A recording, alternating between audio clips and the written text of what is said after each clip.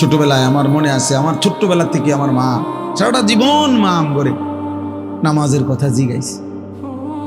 আমি প্রায় বলি, এখন আমার মার বয়স কমপক্ষে 70 হবে, আমার আম্মার কিচ্ছু মনে নাই, কিছু বলতে পারে না, অসুস্থ। একটা ট্যাবলেট দিলে আধা ঘন্টায়ও মা ট্যাবলেটটা খায় না, বোঝে না কিতা হুঁ কইলে কই মা এটা খান না, খান।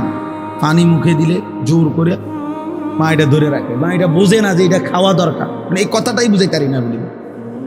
এখন এমন দুর্বল হয়ে গেছে সেই মা আমার। এখনো আমরা কথা বললে আমগরে জিগা, আমারে তো জিগা পুত নোয়া ধরছে কসম আল্লাহ,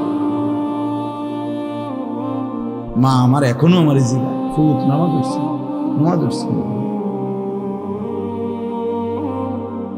মা আমারে সবসময় বলে, এখনো বলে, মা পুত কতখানে ওয়াজে যাও, মানুষের লগে চাইও টাকা পয়সা লইয়া ঝামেলা করো না।